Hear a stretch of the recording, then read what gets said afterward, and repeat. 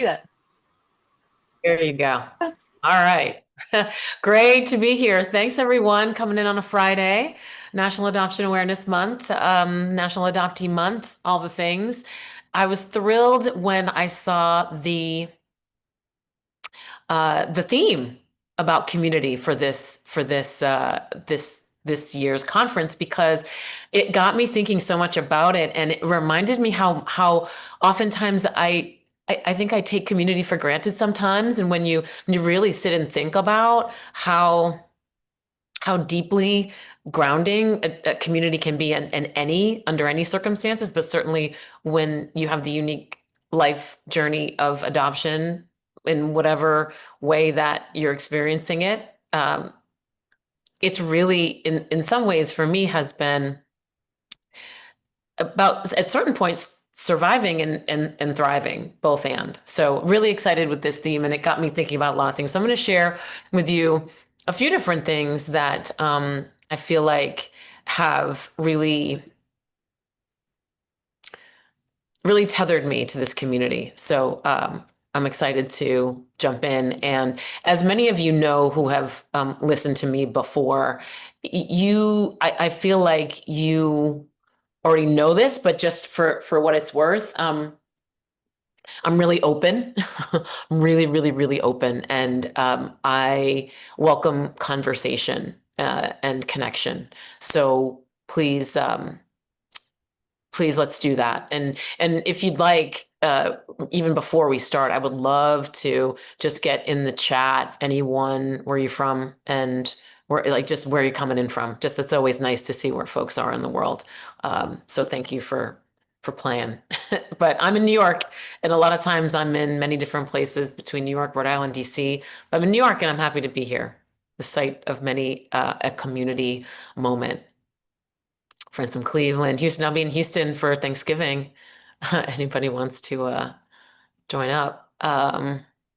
Pittsburgh, Dallas. Okay, nice. So we're covering that. We're covering the country. I love that. I love that. Who's the furthest away, we think? I wonder. Is there anybody who's the furthest away? Um, from me, let's see. California. Nice. Thank you. It's fun to see everyone. Aw, oh, Vermont. Yeah, yeah, Vermont's in the house. I love that. Okay, so let's get to it. I like to tell this first little bit of my experience with with my life circumstances, starting from this little precious moment. And this is a story I tell often, and every time I tell it, it means more to me than the time before I told it. And this is a conversation I had with my mom who raised me, Sandra. And I don't know at what point this was, honestly, but I said to her, "What was it like when I first came?" And I was about 9 months old. It was had been in temporary foster care, and then was in a foster to adopt placement with the Dinwoodies. They did end up adopting me, but I, as an adopted person, I really don't have that birth narrative that some don't have. Some do, some don't. But like, what happened on that day that I was born? So I was like, what happened when I first came here? What was that like? And she said, we were so excited. Um, Particularly me. I got everything ready for you. She had parented 3 children already. She and my father parented 3 children. They were parenting 3 children. They had all the stuff ready, and they welcomed me. And my mom said I'd be asleep in the crib, wherever she had placed me. And I'd wake up and she'd hear me playing and laughing and giggling, and what babies do when they wake up sometimes. And she said she'd be so excited to come in the room, and she would walk in the room, and this is what she would get. I'd be happy one minute and like scream and crying the next when I saw her. And at that time in as a grown up, hearing that, I was like, oh my gosh, I was apologizing for my baby self. How many times in my life have I done that, right? But this was a unique time. I was like, oh my gosh, mom, oh, that's terrible. And I'm thinking, like, okay, the more I've learned about trauma in these years, I'm like, yeah, that's an exact response, especially for a 9-month-old baby in stranger danger and all the things. So I said, Mom, what did you do? She said, April, I kept walking in the room, and one day you smiled at me. And that is in a lot of ways an encapsulation that really speaks to the shape and size of my mother's heart, and the confidence of the love that she has provided to me. And that is why I can talk as openly as I do about my experiences of adoption, the good, the bad, the terrible, the amazing. Uh, so I tell that story also to invite you to think about who keeps walking into the room for you. And particularly as a member of this extended family of adoption, are they community members? Are they family members? Is it you that keeps walking into the room for you, right? Are people not meeting you where you really need to be? So I invite you to think about that a little bit. And at the heart of this too is the missing of my mother of origin. Why was I crying? Why was I, by looking at this loving human coming into space with me, looking after me, looking for the love in my eyes back to her, and not seeing that right away. A big expectation, right? One that we know now has to be, to meet that expectation, a lot of scaffolding needs to be in place, and a lot of tools, and a lot of real transformational love, not just transactional love, needs to be in place in order for that to happen. So this is my mother of origin, Helen June. And this is why I was not receiving my mother of experience, Sandra, in the way that she wished I did until much later in my life, until I could really learn how to trust and understand what this experience was a little bit more. So I invite you to think about this broader theme. If this is an experience that you've had as an adopted person, I hope this makes space for a validation for the many emotional layers of our experience. If you're a parent through adoption with children entrusted to you, maybe think about how sometimes you're receiving and being received, and why certain things are the way they are. If you're an extended member of the community, if you are a parent of origin, thinking about your experiences here, and the extended family through professionals, whoever's here, be thinking about who keeps walking into the room for you, and why, and how layered that can be in our world of adoption. I'm thrilled that you walked through the door this morning, and that you're sitting and holding space with me. And I hope that we can have a really nice time talking and digging into community. Let's connect, stay close. June and April on all the socials, if you're so inclined. April Dinwoodie on YouTube, and then my website. I welcome connection and conversation. I've found that social media, particularly for me, has been a really beautiful way to hold space outside of life in real time. So I know there's a lot that goes on in social media. One of the joys of it for me is staying in community with all of you, even though I don't see you as often, but knowing you're there really does make a difference to me, and I love to engage there. All right. Now to the heart of it. We were never meant to be together, right? But yet here we are. Who'd have thought, right, that we would be disrupting a system that has been relationally unkind to us as individuals, as collectives, as members of the extended family. And it's organizations like AKA and others like them now who are around that have really created water in the desert for so many of us, adopted persons, families of origin, families of experience, professionals, and all of us who are in relationship. So I want to just honor that for a second and sit with that for a minute. We weren't meant to be here together. Something I take very seriously is something about space holding.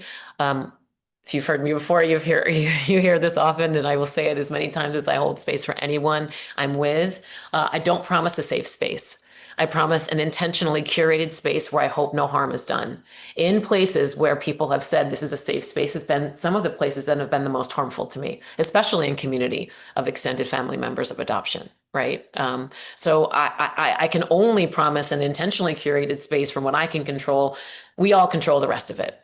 So we have to actively listen and avoid assumptions, and maybe seek clarity in some new perspectives and experiences.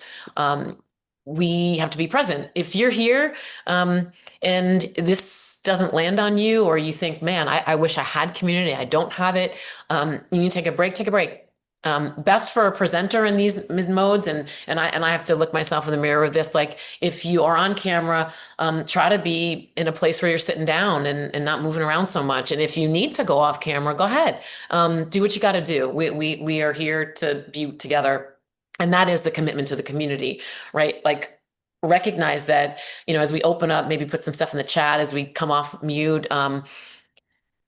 Speak from the I, not from the we. If you feel like maybe you've caused harm, look to repair it. If you're on here and you know someone, I'm going to talk about some stuff that isn't easy. I say that out loud. I'll try to do a little buffer beforehand if I say something that I think might be potentially activating, but I don't know. If I have, you can reach out and say, hey, I don't know about that.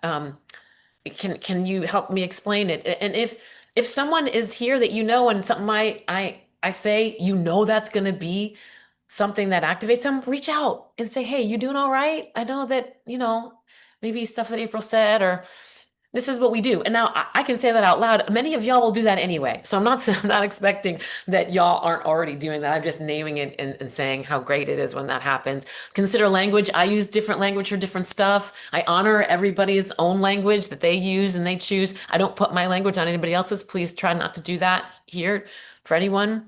And then confidentiality. This is a funny one for me because I talk so openly about everything. I will tell you if there's something new that comes up in this right now that I haven't shared yet.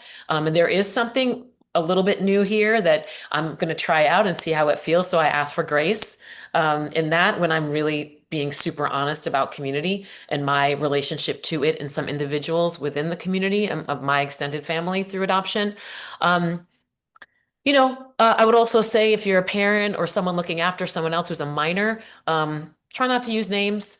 That would be helpful. So with that, everybody thumbs up or hand raise or a clap or something that says, yeah, I'm down with this.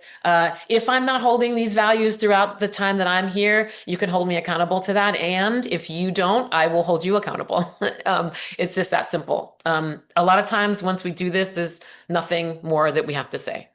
All right. So the era of sealed records and silenced voices. So I wanted my tree to look like this, all beautiful and vibrant and colorful. I wanted the tree that I was attached to, this idea of a family tree or a community tree and an orchard of things. I wanted to be vibrant and look like this, but my tree wasn't as vibrant as this, especially when I was little, because I didn't have access to people, information, just even an understanding ear or a warm, soft landing to some of the thoughts I was having.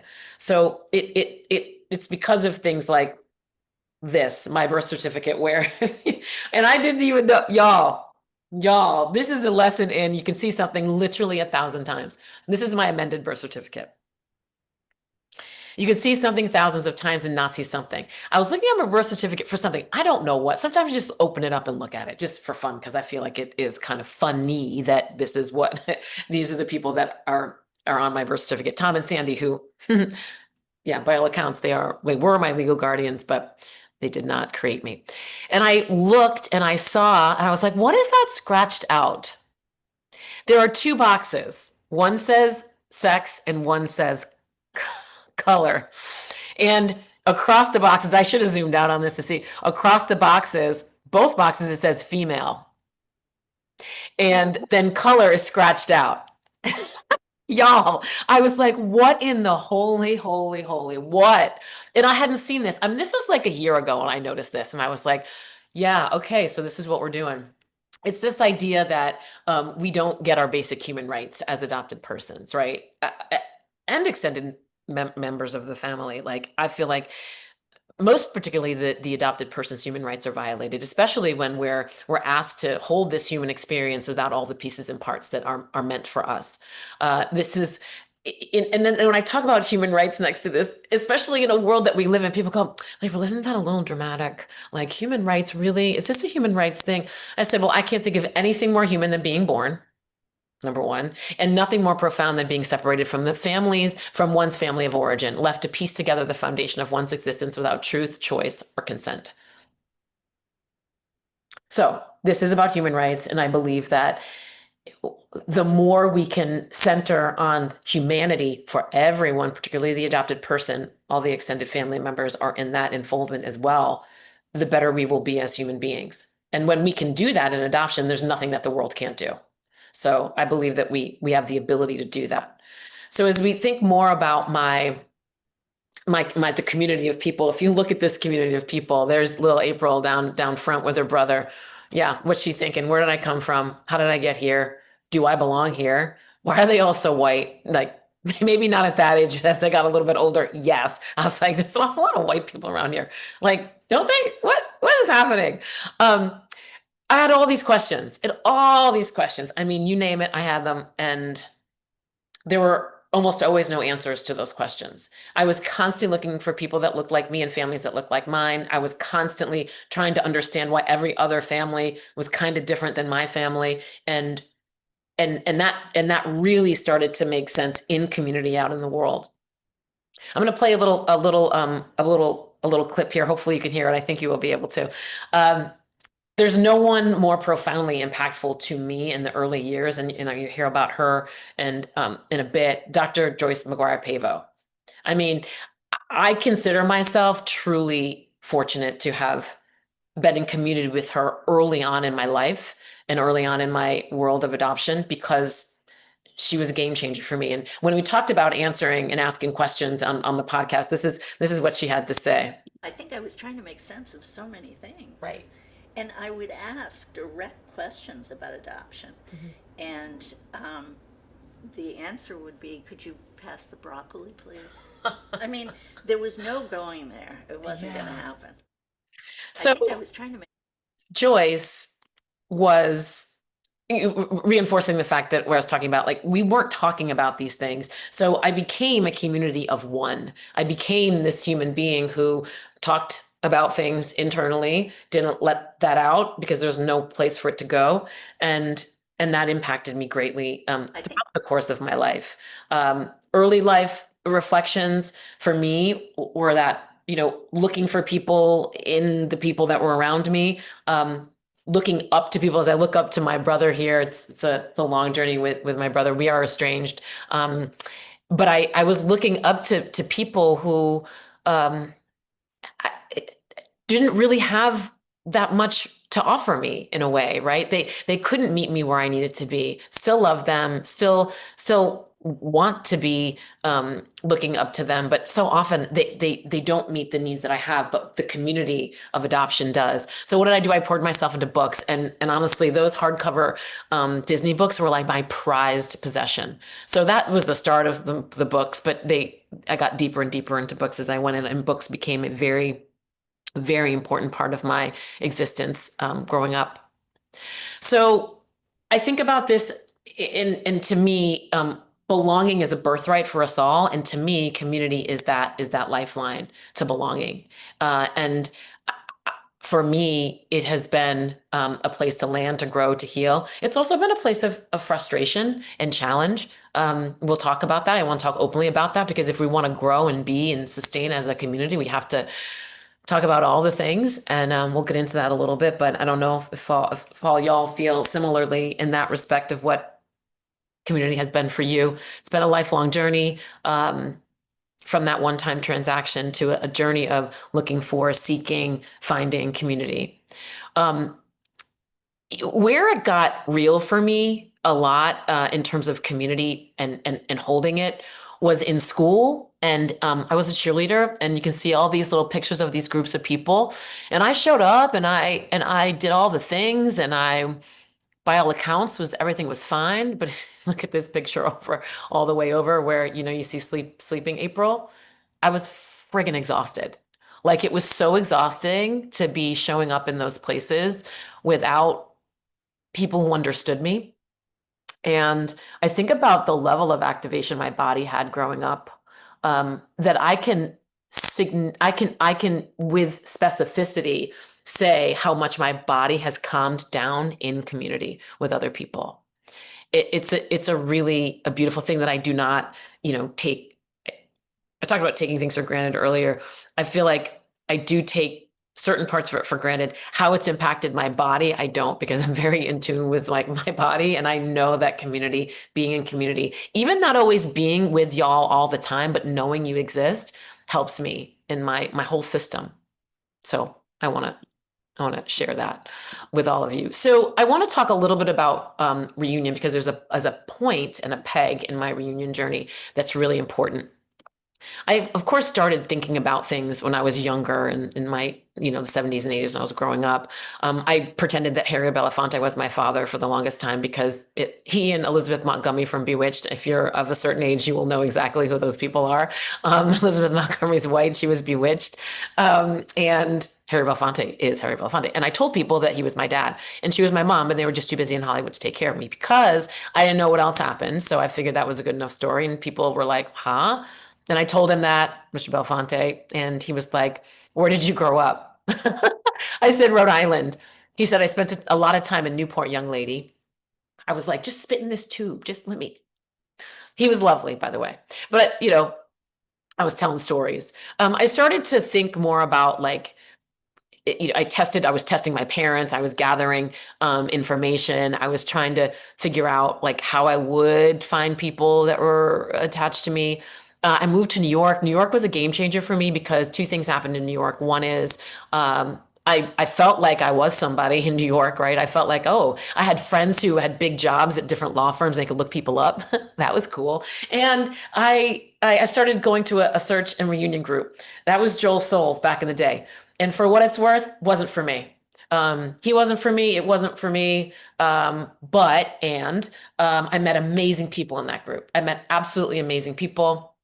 And it wasn't for me because it felt too much for me. I felt oftentimes pressured to go on weekends and do things, and I never did. And so that's what it was. That was for me. And I speak up for myself only. I think Joe has done a lot of good in the world and also just didn't work for me. So that community wasn't exactly right for me as it was being constructed, but the people in that world was. So I started meeting people that were like me. I got a big chunk of paperwork that I wasn't supposed to get. That helped me.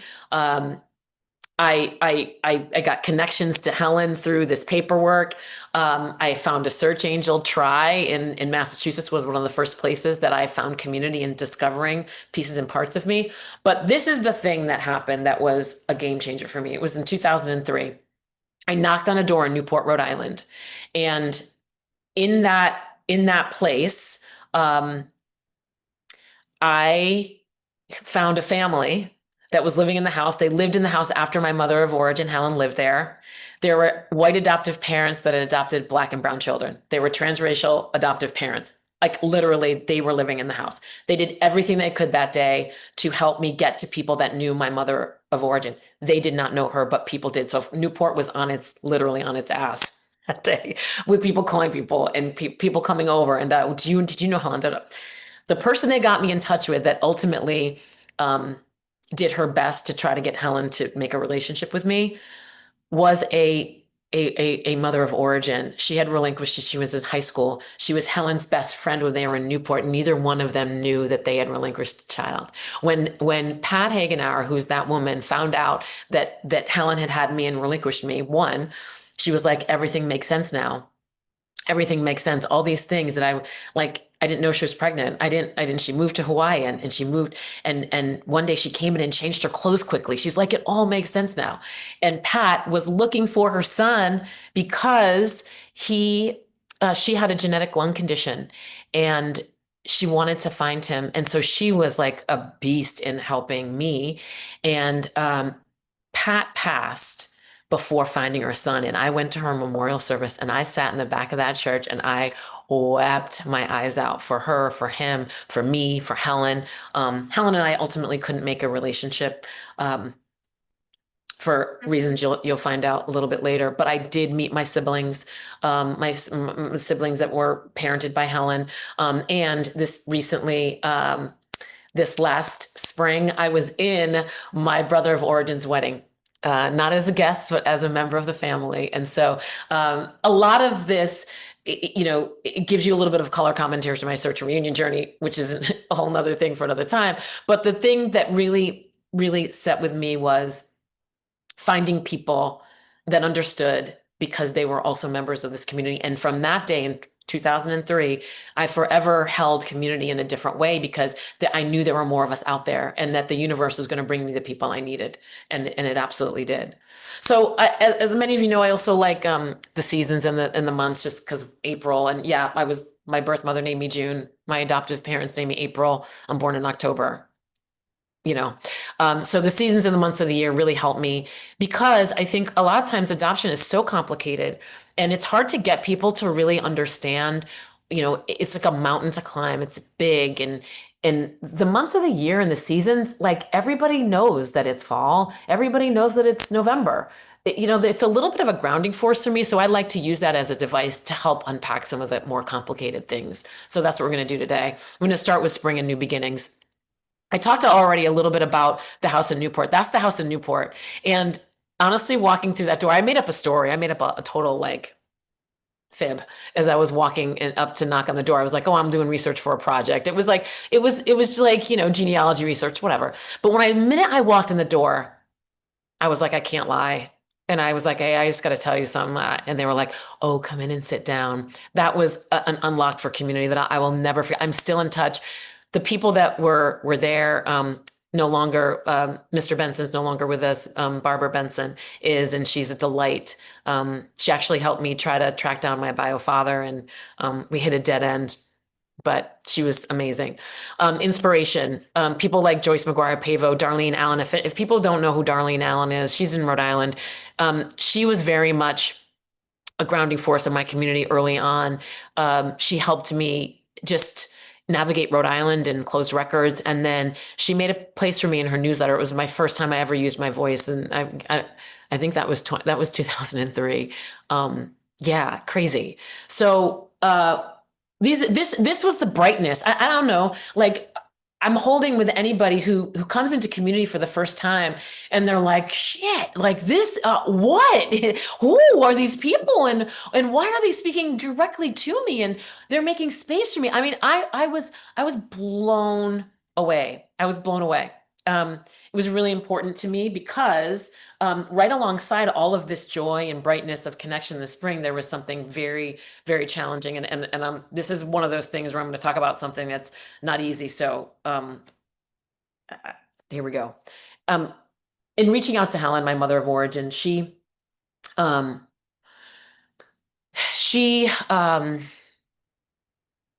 wasn't able to have a relationship with me. And it's because this is one of the letters I received from her, one of two letters.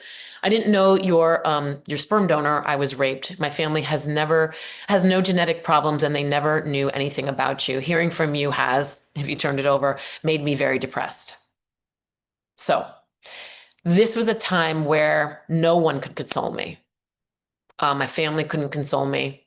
My therapist couldn't console me. The only person or people that could console me were other adopted people. Like there was no consoling me, but reaching out to people that I knew, that I had made community with, held space for me. And it's that I will always forever hold as like a survival moment. Talk about thriving and surviving. There are moments in my journey that were about surviving. And that was a moment where I didn't know that I was going to make it. And only a community member could hold me in that.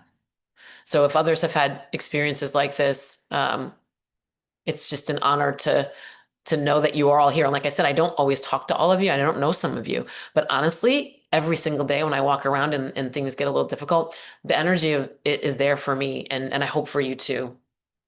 From this moment with Helen and getting the care that I needed and doing things that I was fortunate to be able to do, came Adoptment, which is the community that shifted from me finding community, people looking after me, the Joyces, the Darlenes, the Barbara Bensons, Chip, and all these folks, Pat Hagenauer. I was like, oh, like I can create community too. I was mentoring for young people at my job at Kenneth Cole. And I started to notice something as I asked questions about life outside of the school environment we were in. And these young people were all labeled as at risk and things that maybe language I wouldn't maybe have utilized, but that was what was being placed on them. They all had family disruption. They all had, inter-system engagement. And I thought, okay, well, I'm making it through this moment um, because I have community and I have so much. I was like, I have so much. These young people have like not as much as I do. How are they finding community? Are they finding community with shared experience? So I started Adoptment, which is adopted adults mentoring to youth in foster care and or adopted. And that was the first time I started to create community. So this has been, I mean, there are almost no words. This has been something that has changed me forever. I know so many of these people still now. Some are doing better than others. All are still here, thankfully. But making space for the next generation is something that is all as part of my joy. Also, young people, there's a program in Brooklyn, community space called All Together Now, which is the generations. The littles who are adopted are mentored by the teens. The young people, the tweens and the middle schoolers have their own space, and the parents are all around. And it just, again, just mentoring to that. And having young people find community sooner. If there's something, if you're looking to really change and sustain the community, make sure that you're finding places and spaces to create community for adopted persons younger, right? That's such a thing. Some more people that I just over the years have really brought brightness to my life. Meeting the first mother of origin I ever met, Sheila Gantz, over here, Unlocking the Heart of Adoption. Other adoptive parents, that's Stu and Maris Bleshner, like amazing adoptive foster parents in New York. Just friends from all across the world. Astrid, who I've known for forever, and we have our crowns on our head. Just really difference makers. And what I would offer you all to think about in this moment is, what does community and adoption mean to you? You can put it in the chat. You can come off mute and say it out loud. But anybody, now that we've kind of settled into a little bit of this conversation about community, anybody want to chime in and say what community and adoption has meant to you? Connection. Yes. Yes, Susan. Being seen, heard, and understood in a way that I never have before. Yes. Yes, Julie. Yes.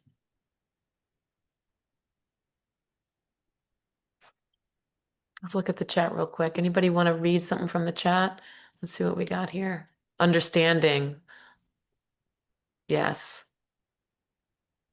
Connection, nonverbal acceptance. Oof. Understanding, support, and relationship. Yes. Education in all of my constellation. Yes. Language of lived experience. Understanding. Being met fully with others through shared experience, learning. A shared understanding beyond anyone or anywhere else can give me. Yeah. Safety, finally. Oof. Yes, yes, yes, yes. Yes, thank you. I love that. Thank you so much. I'm gonna keep rolling, and we're gonna have a couple more of these questions as we go. So summer growth and vitality. I talked to you a little bit about some of these folks and what they've meant to me over the years. Again, Sheila Gantz, Unlocking the Heart of Adoption. Profoundly impactful meeting a mother of origin for the first time and talking with her. Also amazingly challenging, like extremely difficult at the same time, right? To hold space together, to listen, to really listen, and have to hold both of our experience together. Not because we felt like we had to, because it was like it was telling me to do it or telling her to do it, but it was just a mutual. It was mutual. And Sue Harris O'Connor meeting another transracially adopted person. I mean, I like profoundly impactful. I bet y'all all remember the times when you met someone in community and it just blew you away. I mean, these are the things. Dr. Amanda Baden being on the journey and like meeting of someone who was a researcher, of course, Joyce as well. And then Ridge, more recently, Ridge House, next level connections that have sustained me. Another piece of this that is really, really sustaining, and this is what happens, I think, as we go. The young people, this next generation of leaders and space holders, these are folks that do work on federal grants with me and do their own work, and young people from Transracial Journeys Camp that I run. Being in community earlier, especially for those folks who are professionally engaged, we as some of us who are elders in this space and time, it almost feels like now a big responsibility to reach down, reach back, reach to the side, and bring them in closer. And some of that can be and look like helping to calibrate their expectations of what can change. That's helping to channel energy into real, advocacy in new and different ways, and being mentors to the next generation in a way. These are not easy things to do sometimes, particularly when there is a desire to be advocates, and desire to be in the mix. But there's a lot more professional development that has to happen. All of the people that are pictured here are like literally at the top of their game. And I honor them, and it feels really good to be in relationship to them on their journey and to support them in any way that I possibly can, because there's such deep love and devotion to having them come into space. And in this time and space, it was about connection. It was about getting confidence and care. One of the best things that Joyce told me early on, and I hold it dear to this day, don't share your adopted life in real time online. And don't be knocking on doors with a camera.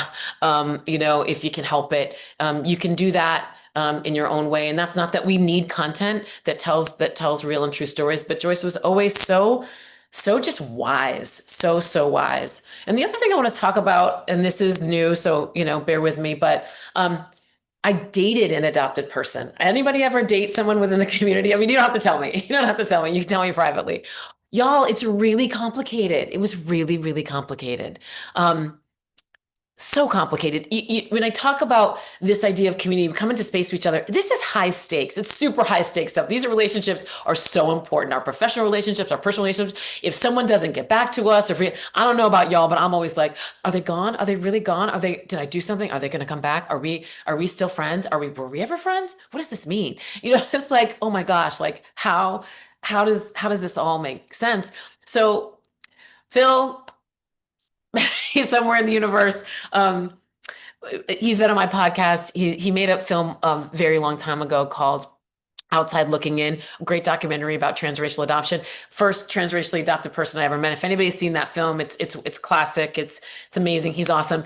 It didn't work out for us romantically, and it was really friggin' hard. So hard. And one of the things that Phil said to me, and I'm being very open, so please don't go repeat. This is one of those things, and please, I know we're recording this and he probably will never see this. And also, it's fine, but I wouldn't be like, oh my God, did you know Phil and April? Well, anyway, he ended up saying to me, I think it's too complicated for two adopted people to date, right? And I was like, okay. I kind of didn't believe that. It didn't pass the smell test for me. Just like, oh, your birth mother loved you so much, that's why she relinquished you for adoption. Like, no, it didn't pass the smell test. Things like this, So, and guess what, y'all? He married an adoptive mom. So, like, okay, all right. So anyway, so within the community, there are lots of layers, but it did teach me a lot of growth and trying to understand how to negotiate these high stakes conversations and connections. Do we have 15 minutes left? Is that what we're working with? We go till noon? I can't remember. What time do we end? I can't hear. Why can't I hear? Oh, wait. Yes, yes, noon. Yeah. So noon. Noon Central. Okay, so we got You time. got time. You have an hour yeah. and 15 minutes. Okay, so oh goody. Oh, good. I was like, I'm like not on my good game. Is everybody okay? Is this landing? Is this good? Are we good? All right, good. All right, cool. Because if not, we can go in another direction. But community has also been built. Wait, so also go back to Phil for 1 second, because I learned and grew so much from being in relationship to him, and he's very dear to me. So I don't know, life is long. I mean, I have a boyfriend now and all the things, so I'm not looking to do anything like to rekindle anything. But I will say that when I look back at things now, I do think that it is complicated for two adopted people to be in a relationship together. And also, that's someone that can really see you. Fast forward, the person I'm dating now doesn't have a connection to adoption. Well, his father was adopted and didn't find out until he was, his mother died, his grandmother died, right? So his dad was adopted and didn't know it his whole life. But David's mixed race and biracial like me. So I do think seeing yourself in another person that you are partnered with is a blessing, and that builds a certain kind of community. So some of you know I have a podcast. It's in its 9th season, everyone. 9 years of Born in June, Raised in April. I can't even believe it. We have to do something big for 10 years. I don't know what. If you have ideas, let me know. I'm open. Through conversation, I learned about community in very different ways in surprising places. I'll start with Rebecca Carroll. She's in the middle. She wrote Surviving the White Gaze, Chef's Kiss, hard book to read, hard because very, very much a lived experience. I know because it was similar to my New England, growing up with a white family, surviving the white gaze. And being in conversation with someone like Rebecca, it's hard to explain. It's like liquid gold. It is like literally like liquid gold. And I learned how to be a little bit more of myself in some of these conversations. So it's conversation / confidence. Curiosity, that's Zuri McDaniels and Daryl McDaniels, DMC McDaniels. And one of the things I did on in February for Valentine's Day, I interviewed them as a couple to learn more about what it meant to love an adopted person and what does that mean. Now, Daryl's a late discovery adoptee and had his own journey to talk about, but I found it so interesting to listen with curiosity to how one partner can meet the other partner along their journey of adoption and search and reunion and all the things. And then connection. When you think you know people, you don't. So Marcus Samuelson in Harlem is a friend and community member. He's an adopted person, as many of you know his narrative.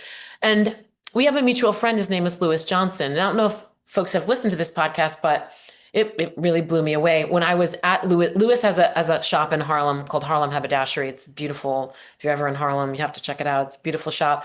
And I said, I was telling him, hey, I'm going to interview Marcus. And he's like, oh, I'd really like to be part of that with you, April. And I thought, oh, Lewis, like, okay, cool. Like, is there something, I don't know, like, do you have a connection to adoption? And he goes, well, as a matter of fact, I do.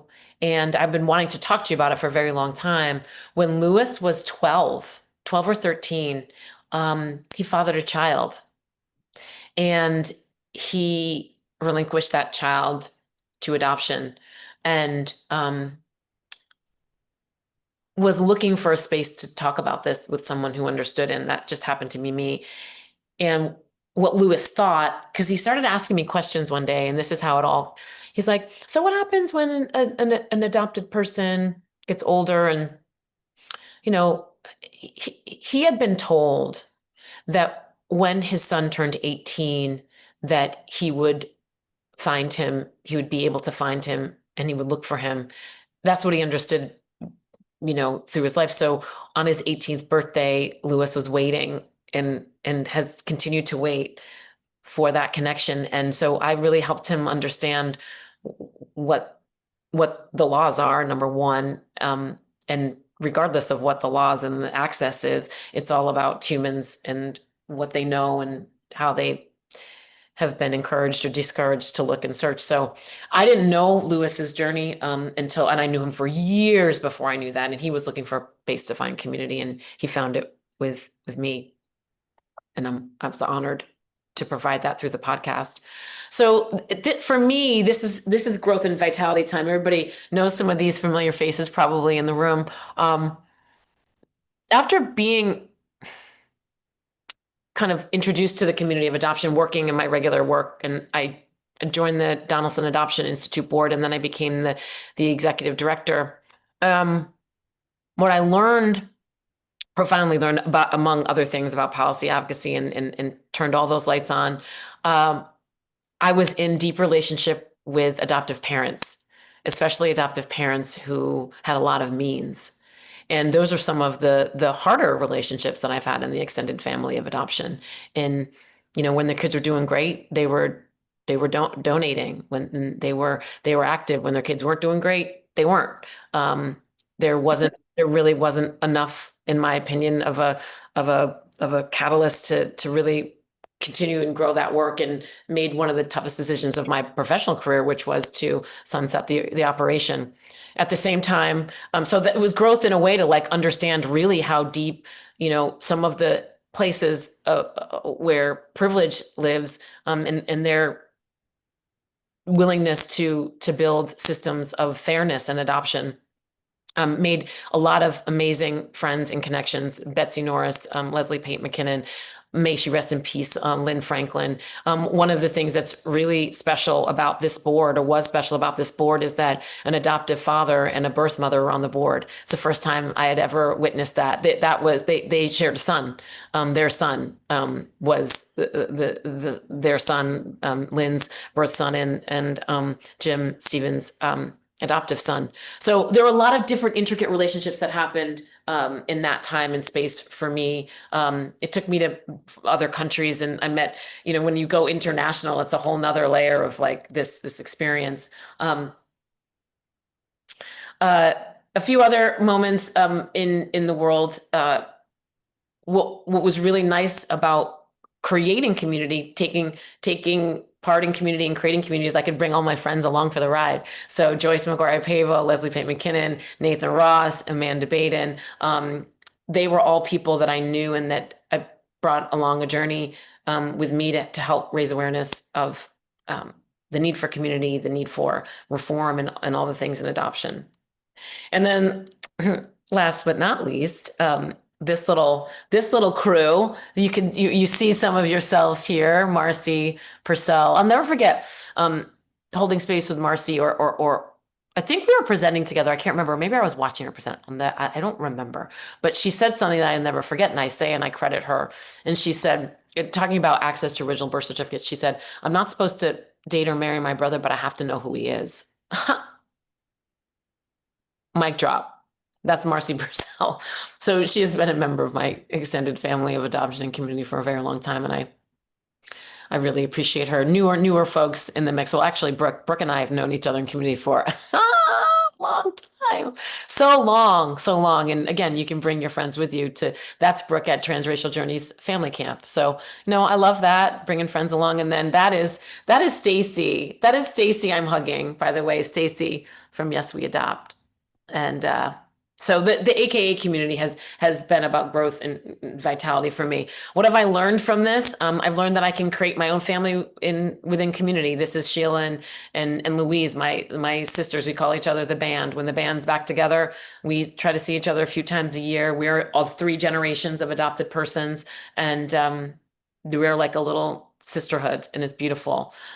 Caution during growth and vitality. Just because we have a shared lived experience doesn't mean we will have a healthy connection or shared values, right? That's a big one. And a lot of times, I would speak for myself, was enamored with community and thought, oh, we will look after each other because we are members of this shared experience, and it didn't happen that way. And look, if for this, within the sound of my voice, anybody here, if I have done harm to you in some way and that needs a rectification, come and reach out to me and let me know that. Because I think, at this point in my life, in my 50s, I'm like, not all perfect. I want to be a healthy example of what this looks like.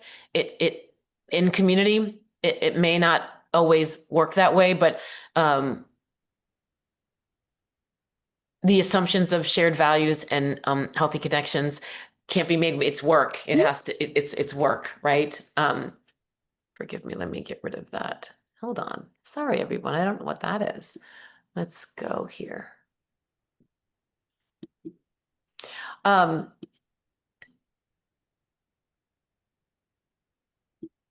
Okay. And then clarity. Clarity that I didn't want to have, but I did have. The systems of inequity that are worldwide live and are alive and well in the adoption community. As a Black biracial woman, community hasn't always been kind. Let's just say that. And I've been asked and over asked and under valued. And if that is you, in any way, if you feel that clarity in any way, you know, that's something we need to talk more about and make sure that we're not under appreciating the impact of that.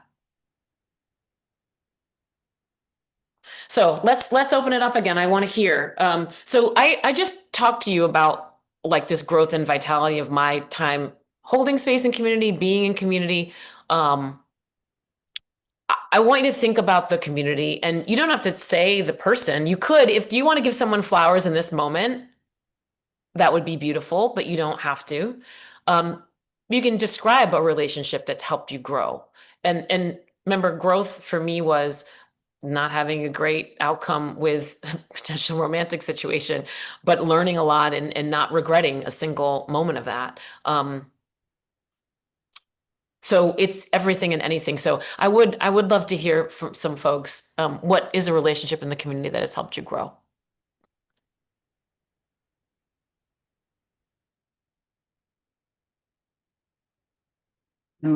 I'm happy to say that it's Liz DeBeta. She has been somebody for me that has come alongside.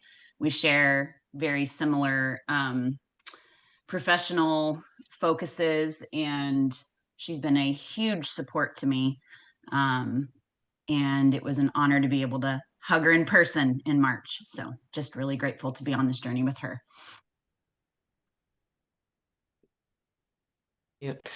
I love that. Anybody else? I'd love to share. This is Elizabeth. Two people, actually. Jean Widner. We connected on one of these, I don't know, adoption virtual groups a while ago, and we become good buddies, and we roomed together at Cub, which is great. And then also Leslie Pate McKinnon, who happens to live in my city of Asheville, North Carolina. And we just met a few months ago.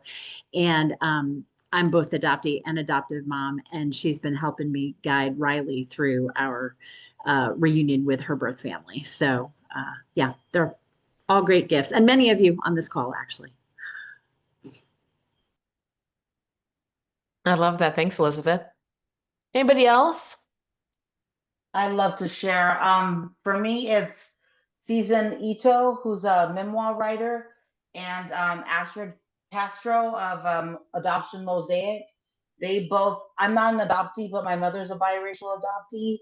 And they let me realize that I have a voice as a child of an adoptee, and that my experiences are valid, that the things and the questions and the searching that I have for family of origin and identity is all valid, and they really supported me on that journey.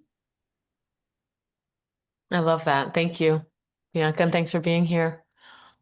Anybody else? I saw Brooke in there. Brooke, has someone mentioned you?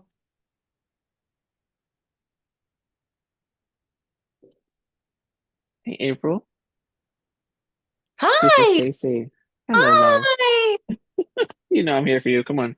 I love it. Of course, you know we're going to be this. I would just simply say, and I put this in the chat, but I think for folks to understand, as an adoptive parent, speaking with an adoptive person, as an adult in particular, I think as Brooke mentioned, when her son met you, virtually through a conference. He was like, "Oh my gosh, she's like a rock star. She's a movie star." And you are. You've been in movies, right? But in addition to that one, it's the I know you don't care for the word safe space, but for when I say safe space as a woman of color, speaking to a woman of color in this space that often mutes voices of women of color, it has been transformational for me. And the opportunity to share scaffolding for each other and provide hold each other up. But ask those questions you can't ask without being judged. Like, is this really true? Or how do you feel about this? So I appreciate you. I love you. And you're doing an amazing job. Aw, thanks, Stacey. Love you too. Means the world. Means the world. Well, anybody else can pop in. And if you think of someone later, before when we get to, we'll do Q&A, we'll get what, if you think of someone, just say so. And if you don't, look, if you think of someone tomorrow, send them a note or something. I mean, I just feel like, yeah. And you've already heard all the people that I thought, so I'm not going to say any more about that. I'll keep rocking. And I don't see hands up, sadly. So if I'm missing someone, just pop in.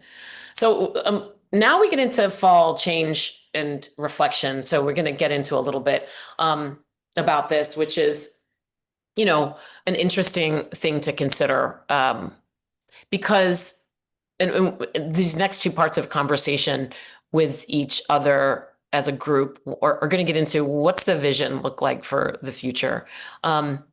So in reflection to community, when I was thinking about all of this and speaking together with all of you, I really had to calibrate my expectations of myself and others. I had really had like two lives, really. I had my corporate life and my world that was very much separate from adoption. And then I had this whole literally other career, other life, other things that I was doing that were heavy lifts in the community. I'm happy to do it. But I talk about being tired, that little cheerleader self on the bus. It's so tiring. So I think upon reflection, it's like, how do we calibrate our energy flow? How do we make sure we're holding some energy for ourselves and not just giving it all away? So consistency was important, but I had to also consistently, and have to even today, consistently look at my energy, where it's going, what's coming back, and to calibrate my expectations of individuals, communities, and myself. Empathy. It was easy to give to others, but not always easy to give to myself. So I don't know if anybody else can identify with that, but it's deep. And when you think about being in community with others where the stakes are high as far as relationships go, it's important that we give each other empathy and give ourselves empathy. And then patience. My heart's been broken so many times in community, I can't even tell you, like literally broken. Because I had to hold something difficult with a community member and had to feel their heartbreak and wanted to feel their heartbreak and readily wanted to sit with them in their heartbreak. Heartbroken because of being left out of things, heartbroken because I knew something wasn't a good idea. I tried to stop it and nobody listened and it was a bad idea and bad things happened. I mean, you name it. There are a number of heartbreaks that have occurred and will probably continue to occur because this is life. But I had to find grace for myself and others in community when it was challenging. There are many of you on this call that have been through challenging experiences with me together in community. And so I hold a lot of respect and love for navigating what we do navigate together. And odds are, because this is our life in community of adoption, there will be more challenges to come.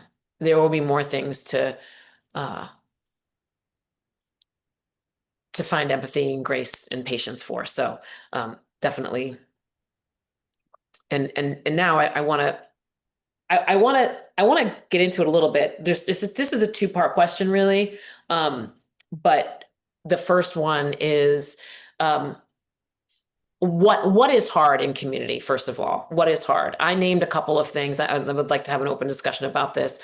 What is hard in community? And I'll just say a couple of things. One, what's hard sometimes is, for me, the balance of personal story and connection and what's happening personally to like wanting to make sure I'm leading.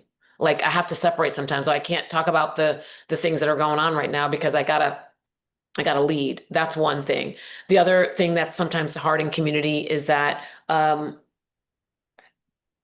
in managing letdowns, and you wanted something to go a certain way, but it didn't. And it's higher stakes because we're in this precious community together. So what's hard about community?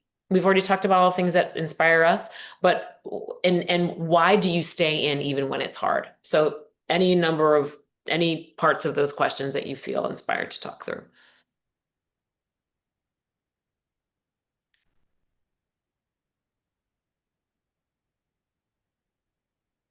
I could go. Do you want me to raise my hand? No, go ahead. I'm just as open, popcorn style. Anybody can come in. I think sometimes when people are honest, like well, if your experience is different, like, let's go to the adoption crew. Like, the longer I've come here, I am not as angry with my adopted parents, and actually am grateful as adopted. And I think that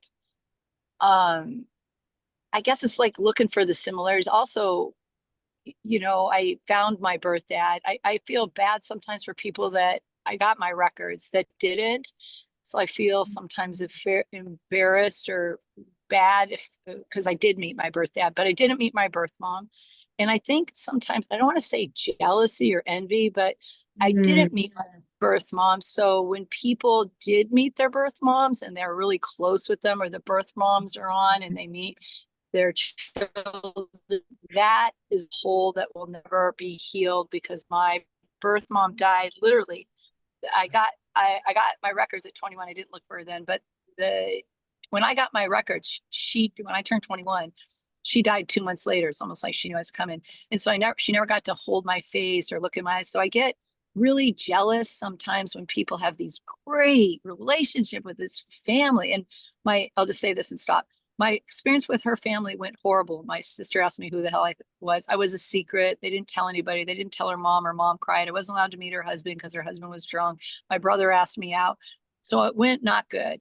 And so I can compare my story with others. But then I met my birth dad, who was an alcoholic, gambler, womanizer, and he accepted me and was really proud that I was sober. So that went well. I guess it's the compare and despair that is the difficulty.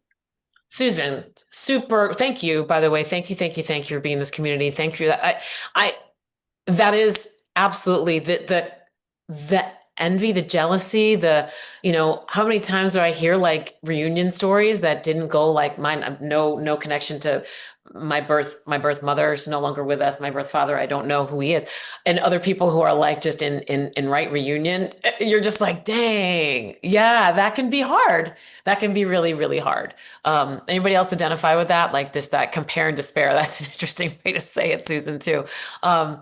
Is anybody else coming up for you in that respect of when you're in this community, you have this compare sometimes and despair, what other things come in that are hard to stay locked into community?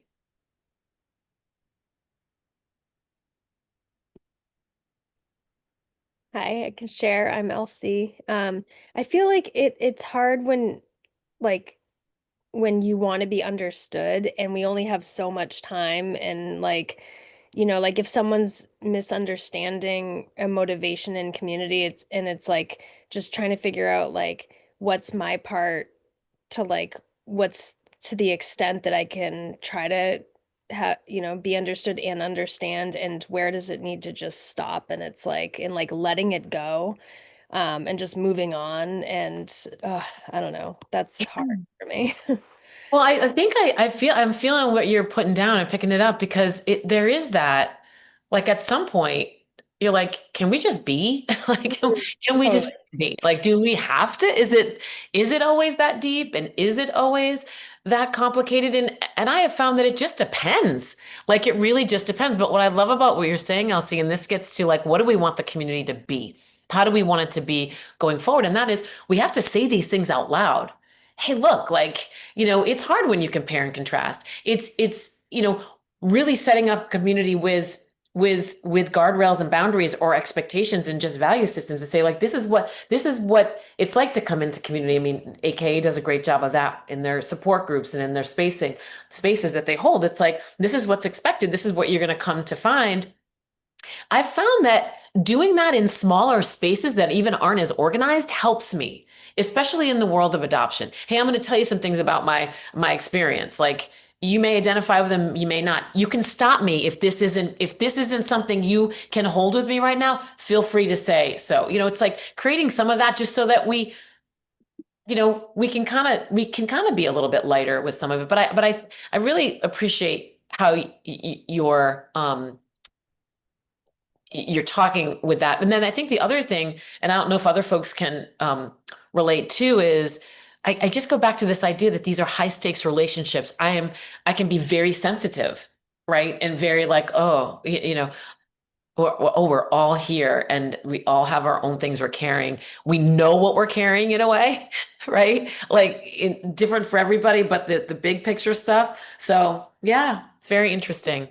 Thank you, Elsie. I appreciate you so much. It's good for you. Good to be here with you. Yeah. Anybody else have something to share? Some ground that we didn't cover yet. Maybe you're not even sure if this is an idea, but like, you want to bring it here because we're going to open it up a little bit, For me, as a birth mom, what inspires me is to encourage others, because no matter how hard it gets, it's better than keeping my secret for 25 years like I did. So I want to always encourage others to speak out. And thank you for all you're doing. Oh, thanks, Sharon. And it's one of those things too that, I mean, I don't know, I only speak as an adopted person, how many times I've bitten my lip in a time where I'm like, oh God, oh gosh, like, oh, I have to, I'm holding this. I'm like, I don't know. Like, I'm going to have to really like take a nap after this, or I'm going to have to meditate or something where, and that's what I'm saying. Why do you stay even when it's hard? Like, I was just at the Cub retreat. I hadn't been before. And I've been certainly around a lot of extended family members and birth parents and parents of origin. But I'll tell you what, like, I hadn't been in a space like that for a while. And I forgot how emotionally activating it is to witness a collective of humans, mothers particularly, that have been separated from their children. Yeah. And so it's hard. And then I think, sit with it, April, hold it. And the reason why I stay in and like keep going back to those spaces, even though I'm like, I've been there, done that, and like, oh my gosh, it reminds me of how fucking much work we have to do. Like, oh my gosh. And sorry for cursing. It's the only thing I could think of it. I know that's inelegant, but it's true. So that's what keeps me in when it's hard, is like, cause we got shit to do. We got work to do. We like, they kept us apart before.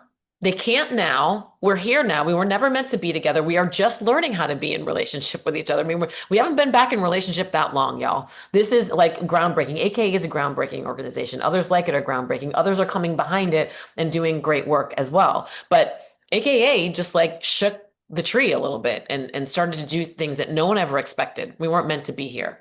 So we are all together. Anybody else before we move on to the next little section? Yeah, April, can y'all hear me? Yes. Yeah. Anyway, I'd like to say, adding on to the compare and despair, because I think that's been the way I've been most of my life. People that I don't like in this world, if they have something I don't have, that's an easy place to slip. And I notice in this community, the compare and despair, but also like the elation, like the fact that I could feel pure joy for someone in this community that had something that I will never have. But the other thing of why we stay, even when it's hard, I also went to the Cub retreat, first time I'd been in the presence of a birth mother at age 58. But the fact that I could be authentically myself quicker we've spent our whole lives striving, striving to please, striving so hard when we get in a new space. And I find in this adoptee, constellation space, I feel like I can be myself, authentic self, a little quicker without worrying, without trying so hard. And, not all of it, but anyway, so that just being able to be ourselves quicker, I find in these spaces, which is why we come back when it's hard. So that was my ad. The mask off, like you can take the mask off more quickly. That's beautiful, Andrew. It's nice to see you again, by the way. Really nice to see you. Never enough time, wasn't it? Clear nearly enough, and we're meant to have a catch up sometime. I welcome that.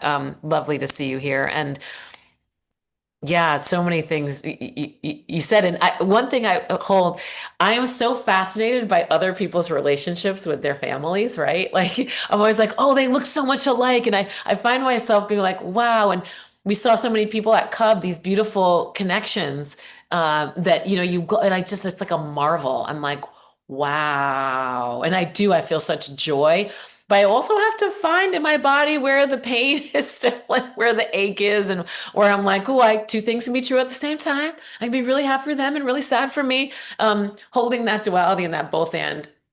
That's amazing. Anybody else before? I mean, if it comes up, if something else comes up, just pop in. We can do this because we're going to round out the formal part, and then we're going to have one more little group conversation. Oh, Liz, come.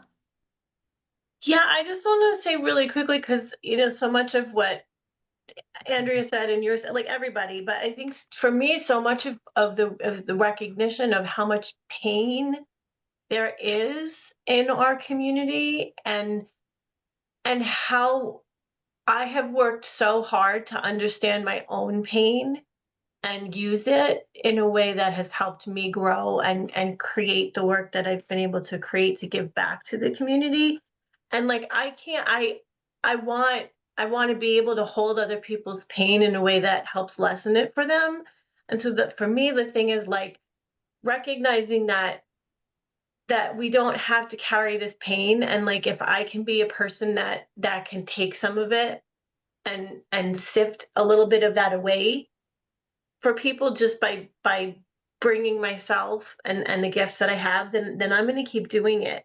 And of course that comes with the recognition of like, how do I also care for myself? And so like, I just want to also say that one of the things that was really beautiful for me during the Cup weekend that we were all just at is that you and I got to be in community together.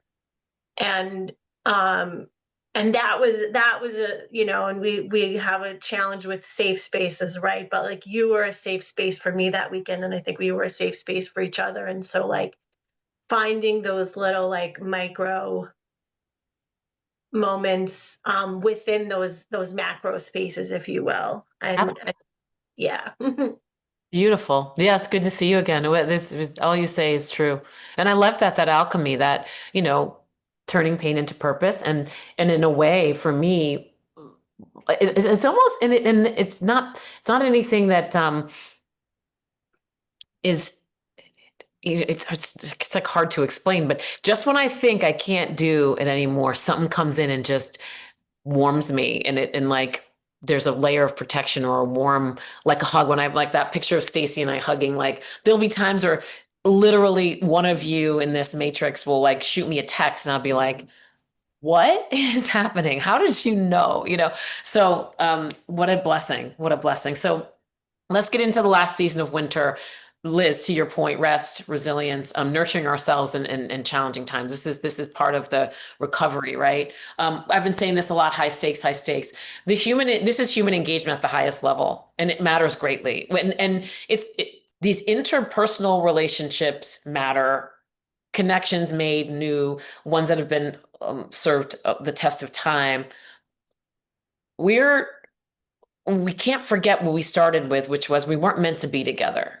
We've disrupted this system of separation and said, no, we're meant to be together, not just as children and parents, but as community members who like, yeah, we see you, we see what you've done, we see what you're doing. We're not going to stand for it anymore. We're going to look after ourselves. So that all those ingredients create like a high stakes, highly human, highly you know, at some points volatile while also grounding space to be in. We have to know that because that is true. We have to have empathy. And without doing that and being empathetic, well, it's hard to continue to be in community with each other. And the big note is rest, is essential for sustainability. So we talk about rest, and that looks different for everybody. I have a whole system of rest that I have started to employ even more these days, because we, you know, little note on this card's challenging times. That should be in like bold capital neon, like blinking, challenging times, right? That on my best day, community is important. On my worst day, community is a lifeline. So I feel like right now, with so much out of our control, being in community and being together can really help. So I'm gonna talk a little bit about some of the things I'm working on now, and then I'm gonna open it up for a little bit of a deeper discussion, and maybe a couple updates, just some updates that I want to share with you. So right now, community stuff happening with me, a community that I'm really proud of is the Together on the Journey community. I think there might be some folks here. Karen, I don't know if you're still here. Karen, Thomas, and others. I don't know. I can't see the whole, but anyway, I think there's some other folks from, this is a family camp for families who have adopted transracially. And what can I say? This is to me, the beauty of this work is creating community that I didn't have sooner for the next generation. Can you imagine? I don't know who has been in community the longest, right? On this space right here, right now, but certainly wasn't at these ages for me, right? So think of all of us and how amazing we all are, because I think we're all amazing. Imagine how friggin' amazing we would be had we had community sooner. It kind of blows my mind. And what's happening? There's some young people in these pictures that are part of the community that will be counselors in training, or there are current counselors in training. They're literally, I'll be working for them soon. It's like the lights were turned on sooner. Their parents' lights were turned on sooner, because while we engage the young people, we're also engaging the parents and kind of kicking their asses a little bit. They're gonna rule the world and do so with a lens of understanding family and community in a different way. So that part. So Together on the Journey, if you know any families that are part of the community of transracial adoption, please look us up and be in community with us. Adoptment. So adoptment is happening now. Wait, I don't know where this picture, this picture isn't in the right place, but I don't know how to fix it in this moment. But adoptment is happening in Vermont. And adoptment is the mentoring program that is happening in Vermont. Tracy Carlson, who is a dear friend and member of my extended family of adoption, and the mentors are all adopted. The young people are all adopted. It's beautiful. And that's another community space I'm holding. If you want adoptment in your community, let me know, because we are looking to expand and grow.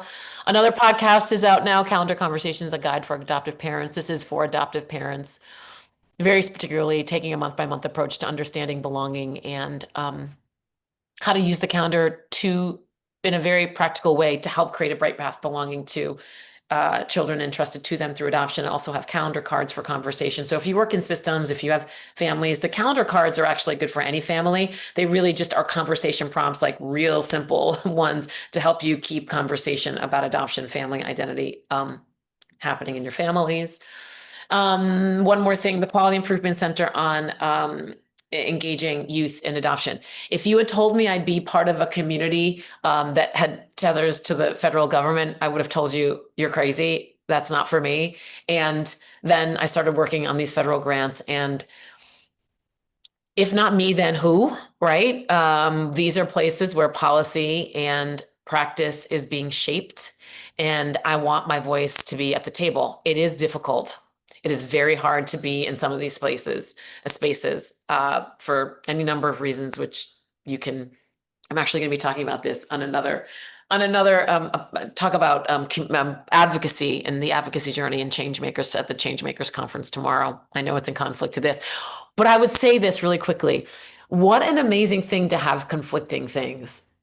I don't like it because I want everybody to be everywhere, but like we out here, y'all, we out here doing stuff. And like, it's amazing that there used to be 1, 2, and now there's like so many. So that's great. And they're taped, so you can see them all. So that's another community that I'm a part of. And I have grown close and friendly with some of the folks doing this work. I do work at schools. Obviously, I work at a school in New York City. This is one of the little things the person said. One of the young people sharing facts about my birth story, my birth family, without people judging me and my story. This is what the group meant to this person. So we're starting younger and creating this community. This is middle schoolers. These are middle schoolers who are able to be in community together. Like, again, my younger self. All right, so I want to take us back. I have a couple more things to talk about right before we end, but I want to spend a little bit of time in this. I really want to use this as a brainstorm time to think about all the communities that you're part of. AKA is one of them. You can be part of any one. But what do we need for this community to sustain and to thrive? Oftentimes, the spaces that I'm in that are adoption rooted spaces and community, they don't have enough sustenance. They don't have enough resources. They don't have enough to keep us not in a scarcity mentality.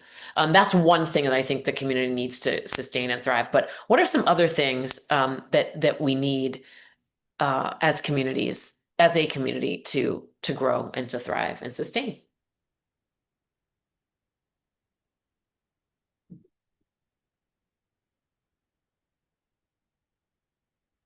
I'll just go quick because I've shared already, but just so 1 second. I think honesty and a safe space where everyone's equal. I've gone to some adoption groups, and it's going to sound terrible, but race is stressed, and I'm white. I didn't choose being white, and I never felt like a color, but that is very uncomfortable. So something where it takes out race and religion and all that, so that the focus is that we're adopted, not necessarily all that other backstory, because the truth is that's the wound, like to focus on the primal wound instead of all the outside accoutrements, because the wound is what brings us together.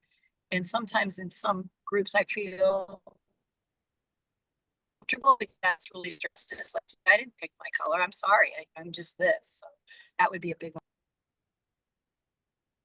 Yeah, complicated, right? Susan, thank you for sharing. I will say as a Black biracial, transracially adopted person, what I've learned, and this goes to anybody else in community looking for the community, you find the community that works for you. If that doesn't work for you, that's not a community to be in. It is very much, I think, this primal experience that we share, and also the added layers of inequities around race. And for what it's worth, and with respect, it's very easy to say that as a person who's not a marginalized race. So I hold that, and I respect your experiences, and that no one chooses their race, from the genetic place, but we can choose what is and isn't the community for us, and it sounds like you do so with with a lot of thought. So keep doing that. Keep choosing the spaces that want to choose you, and that you feel comfortable in, and that's going to be a place where you can thrive and be seen in a way that makes sense for you. Yeah. So thank you for sharing that. But I will say that I said it a few beats back, like what happens in the layers of showing up in community when, Cub Retreat's a good example. I walked into the room, it was not very diverse. And it was one of those things I was like, oh, I, in my personal life, have a very diverse surrounding. So when I'm not in diverse places, it is very much like, oh, wow. Okay. Right. Like, okay. So this is the space I'm in right now. So I feel like, complicated, but not impossible to find the right place. And if you are in places that don't suit you, to dip out and not stay in those places that don't serve you. Right. But you asked the question, and the question is that what I think we all have in common sitting in this room today those are outside issues, is the pain of being adopted.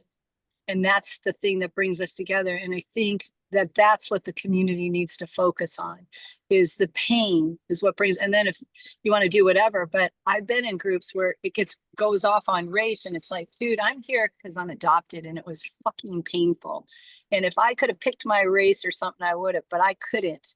And I'm here because I was separated from my mom and I grew up not with her, and I grew up an Irish Catholic, Italian Catholic home in Oswego, New York, and I felt like always like something wrong with me. And that's why I come here. I come here to fill that void by others that were searching for our identity. And I feel like sometimes that other thing becomes an issue, and it's like, dude, the pain is what we have in common. And I think sticking with our similarities is very important. Pain is what brings most people to adoption groups. They didn't bring me because I was having a good day and looked for friends. I got kicked out of an AA meeting, and it was like, this girl said to me it was adopted. I think this has to do with being adopted. It's like, okay, let's go there. I don't want to go there, but let's go. So anyway, that's. Thank you, Susan. Serafina, you have your hand raised. I would love to hear from you. Yeah, hi everybody. I think a really important ingredient in our community is adoptee pride, like coming together and finding strength with each other that we have survived these horrible circumstances and obstacles, and being able to walk into a room and wear it proudly. I'm an adoptee, and despite the circumstances that I've overcome, I have found others and grown community and strength through that empowerment and, like lifting each other up to be able to go out into the larger world and have that identity, own it, walk it, wear it with pride. I think that's a really important thing that other adoptees need to see, that helps them say, if they can do it, I can do it too. So I think that's a really important ingredient. I love this so much, and you're reminding me of something in that I think I said this before. I kept my corporate life and my adopted life sort of separate. And in the last 10 years, I've been saying, I've been talking about, I do a lot of diversity and inclusion work in corporate, and I will start to create that intersectional conversation about who I am as an individual. And that diversity comes from family structure. That's a big bucket of family structure. Now we're talking about that in schools too. Like a diversity chunk is the family that you bring with you into the classroom, right? Or that's part of you. And I've started to share that I'm adopted. It's opened up a whole new thing. And interestingly enough, there's some folks in corporate America, all of us that are out there in the world, they're like, oh, there is a community here. And it's like, if I didn't say it in this other space that wasn't about adoption, I would not have found new friends and new people. And so I feel like that adoptee pride is really important. I really appreciate that. And I wondered how other folks in this space feel about that, that terminology. Would you put pride next to adoption? I see in middle schoolers, when there's a way that they sit up a little taller when they see a grown-up adopted person come in the room that they think is kind of cool, they're like, oh, that's cool. We can talk about it like this. So there is a sense of pride that comes with that. So I just wonder how other people are feeling that, because I think there's something there. And it's not to say that it's, we're not whitewashing, or that's a terrible way to say it. Maybe, I don't know, what's the best word? We're not underappreciating the complexity of adoption, but we're saying we can still be proud humans as part of all the things that we have worked through. Is I'm getting it right, Serafina? Yeah, I think so. And it is, it's part of accepting yourself too. You have to have that self-trust and that self-love to be able to walk in the world, the larger world, and having the community behind you of adoptees that that even if you go out in the world and get beat up and have conflicts and whatever, you always have this safe space to come back to with adoptees where you can vent, let loose, say the Yeah. bad words, cuss, whatever, and you will be received. So that's important too. Yeah. No, I really appreciate that. Thank you. Anybody else? What does the community need? We heard honesty. We heard pride. I say money. Say money. Say money. Hi, Tracy. Hey. Hi. Hi. I just want to weigh in and because you've already named it, but I work in children's mental health, and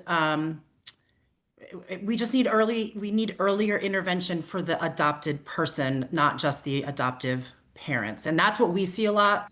And why we brought adoptment to Vermont is we wanted there to be a major focus shift to the young people so that they could have these spaces earlier. Like we have them now, and we're so happy we have them now. But man, watching these kids, like you said, stand up a little straighter and look at an adult and feel an immediate connection in a different way has really proved, in our work anyways, to have improved the lives of these kids who have significant mental health issues. I do that because, they're coming to me. I'm kind of on the higher end of children's mental health in Vermont.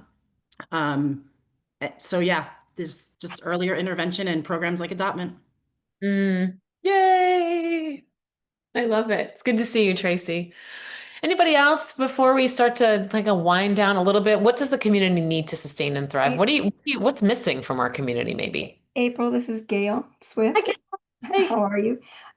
As a person that adopted 40 years ago, I had a lot to learn and become educated. So I think what adoptive parents need is a willingness to listen, to be accountable, to not feel attacked, but to take all that information as a gift and a blessing so that we can heal these relationships and do better in the future.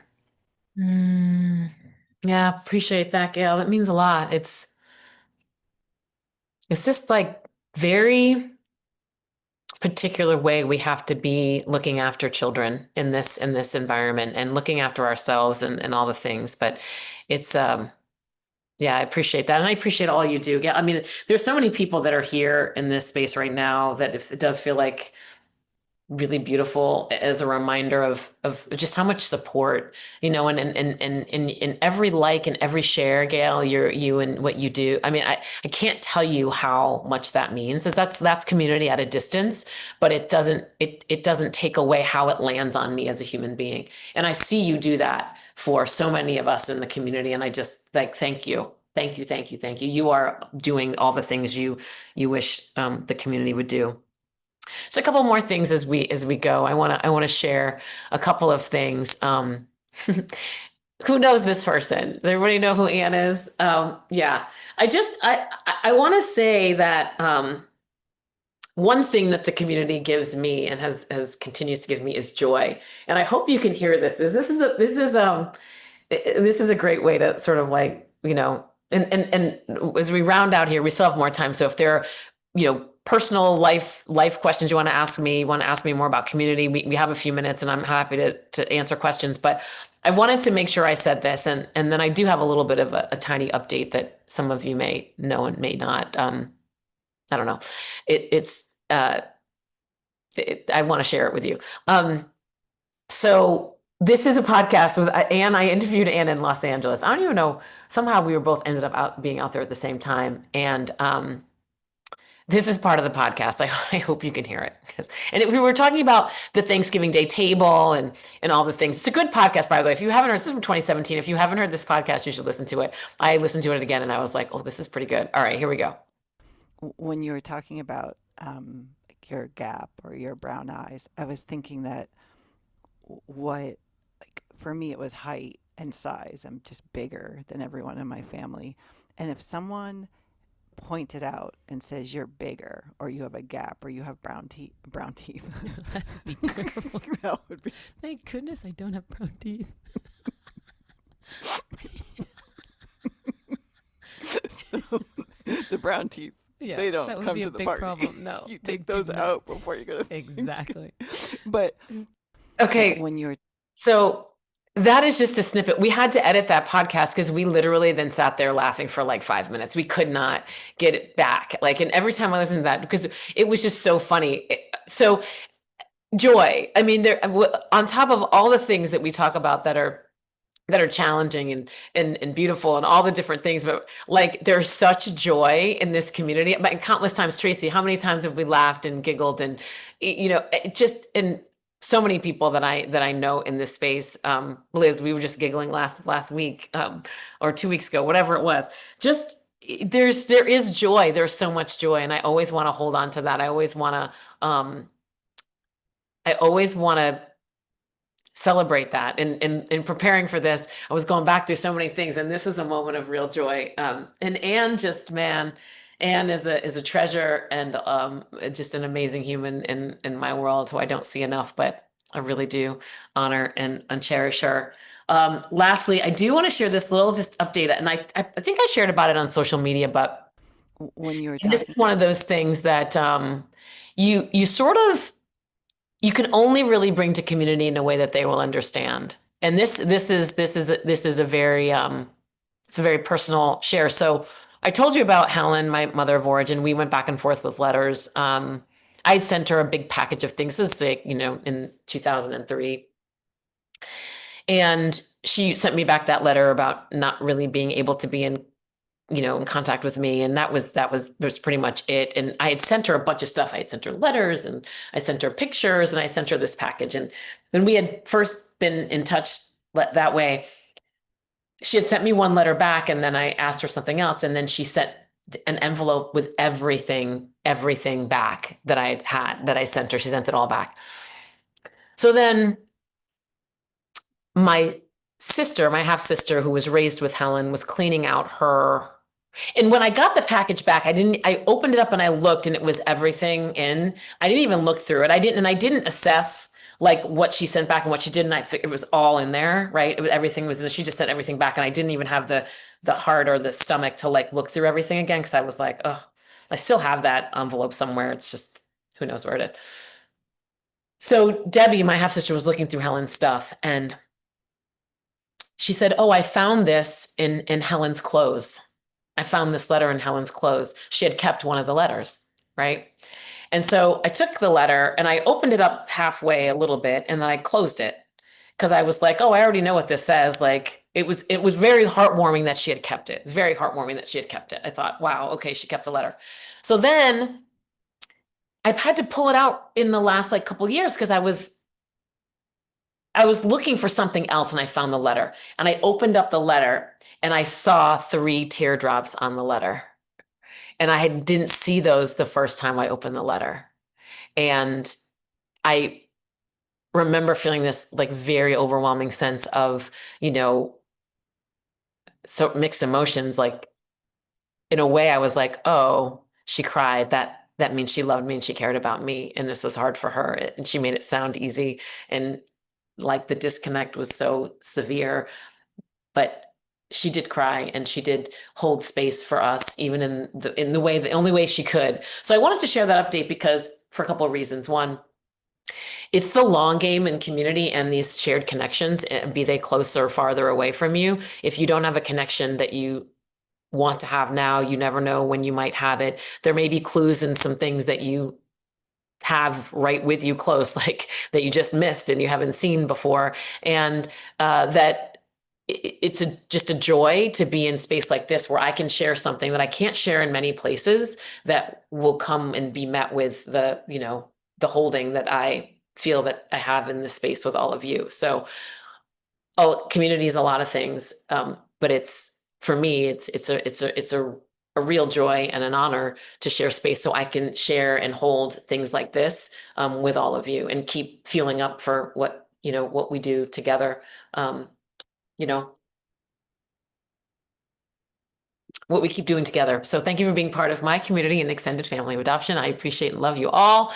And I hope we can stay in touch in this world, this crazy world. But yeah, it means a lot. So we have a couple minutes left. You can pop in with any thoughts. You can get time back. I will stick around for a bit if you want to ask questions, but it's a joy to be with all of you. Thank you very much.